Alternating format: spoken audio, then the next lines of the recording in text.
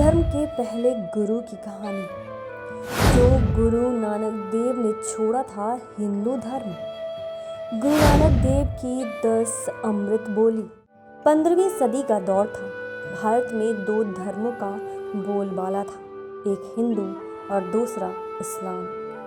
इस्लाम जो कि मुगलों के आने के बाद भारत में फैलना शुरू हो गया और भारत पहले ही हिंदुओं का राष्ट्र था। लेकिन जब मुगलों ने इस्लाम को फैलाने के लिए अन्य धर्मों का पतन शुरू किया, तब पहली बार नींव रखी गई सिख धर्म की, और इस धर्म की स्थापना करने वाले थे सिखों के पहले गुरु गुरु नानक देव जी। 15 अप्रैल 1469 के दिन आज के पाकिस्तान के लाहौर के पास तलवंडी में एक हिंदू परिवार में जन्मे थे गुरु नानक देव। गुरु नानक देव के पिता का नाम मेहता कालूचंद खत्री और माँ का नाम तृप्ति था। आज उनके जन्म स्थान को नानकाना साहब कहा जाता है। गुरु नानक देव बचपन से ही अध्यात्म से जुड़ने लगे थे, यहाँ तक कि अपने जनेऊ संस्कार में उन्होंने जनेऊ पहनने से इनकार कर दिया था। 16 साल की उम्र में सुलखनी से उनका विवाह हुआ था और 2 बेटों श्री चंद्र और लक्ष्मी चंद के पिता भी बने। पिता चाहते थे कि बेटा व्यापार करे, लेकिन उन्होंने साधु सेवा को ही सच्चा व्यापार मान लिया था। वो लोगों की सेवा करके खुश थे, लेकिन मुगलों की दमनकारी नीतियों के कारण उन्होंने अलग से एक धर्म की स्थापना करने का फैसला किया। उन्होंने ये फैसला किया कि हिंदू धर्म को मानने वाले हर परिवार से एक बेटा सिख धर्म का अनुयायी होगा, जो मुगलों के खिलाफ एक योद्धा बनेगा।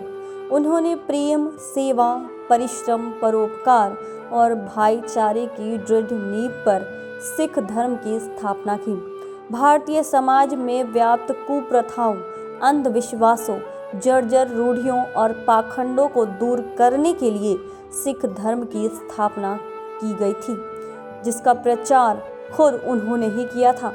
वो सभी जगहों पर घूम घूम कर सिख धर्म का प्रचार करने लगे। वो बताने लगे कि सिख धर्म कैसे हिंदू और इस्लाम धर्म से अलग है। उन्होंने अपने शिष्यों को 10 ऐसी बातें बताई थी जो न केवल सिख धर्म के लिए बल्कि सभी धर्मों के लिए अहम है। पहली, ईश्वर एक है। उनका मानना था कि दुनिया में किसी धर्म की जरूरत नहीं है, क्योंकि ईश्वर एक ही है। परमात्मा एक, अनंत, सर्वशक्तिमान और सत्य है। नंबर 2, सदैव एक ही ईश्वर की उपासना करो। अलग अलग धर्मों में अलग अलग ईश्वर हैं, लेकिन मनुष्यों को केवल एक ही ईश्वर को मानना चाहिए। मूर्ति पूजा आदि निरर्थक है। नंबर 3, ईश्वर सब जगह और प्राणी मात्र में मौजूद है। हर व्यक्ति ईश्वर की संतान है। ये प्रकृति ईश्वर की ही देन है, इसलिए ईश्वर सभी प्राणों में है, प्रकृति के कण कण में है। नंबर 4, ईश्वर की भक्ति करने वालों को किसी का भय नहीं रहता। जो लोग सच्चे मन से खुद को ईश्वर को समर्पित कर देते हैं, उन्हें किसी सांसारिक बातों का डर नहीं होता है। वो निडर होकर अपना जीवन जीते हैं।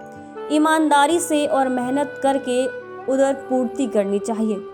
मनुष्यों को सदैव मेहनत के दम पर ही अपना पेट पालना चाहिए।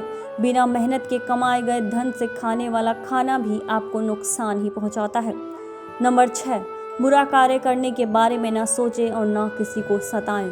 हमेशा सत्कर्म ही करने चाहिए। लोगों को परेशान करना, गरीबों को सताना, उनके दिल को दुखाना एक पाप है।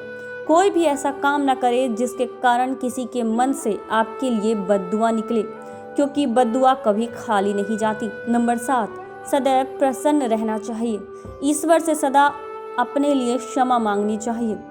हमें हमेशा इस बात से खुश रहना चाहिए कि ईश्वर ने हमें जो दिया है वो पर्याप्त है, क्योंकि बहुतों को तो वो भी नहीं मिलता। अच्छी काया के लिए सदैव भगवान का शुक्रिया अदा करना चाहिए और रोजाना एक बार अपने सारे दिन में किए गए बुरे कर्मों के लिए माफ़ी ज़रूर मांगनी चाहिए। नंबर 8, मेहनत और ईमानदारी की कमाई में से ज़रूरतमंदों को भी देना चाहिए। सिख धर्म में लोग अपनी कमाई का 10वां हिस्सा गरीब और ज़रूरतमंद लोगों के लिए निकालते हैं। गुरु नानक देव जी कहते हैं कि मेहनत और ईमानदारी से कमाए गए धन का एक हिस्सा ज़रूरतमंदों के लिए ज़रूर निकालना चाहिए, इससे आपकी भी बढ़ोतरी होती है। नंबर 9, सभी स्त्री और पुरुष बराबर हैं। सिख धर्म में सभी पुरुष और स्त्री बराबर माने जाते हैं। इसमें महिलाओं को पुरुषों से कम नहीं समझा जाता है। महिलाओं को भी वही सम्मान दिया जाता है जो पुरुषों को दिया जाता है। नंबर 10, भोजन शरीर को जिंदा रखने के लिए ज़रूरी है, पर लोभ, लालच व संग्रह वृत्ति बुरी है। खाना हमारे लिए बना है, हम खाने के लिए नहीं। इसलिए भोजन को केवल इतना ही खाएं कि आप जिंदा रह सकें। खाने का लालच करके उसे इकट्ठा करना गलत है। ये हैं सिखों के पहले गुरु नानक देव के 10 मुख्य विचार, जिन्हें अपनाकर आप अपने जीवन में बड़े बदलाव ला सकते हैं।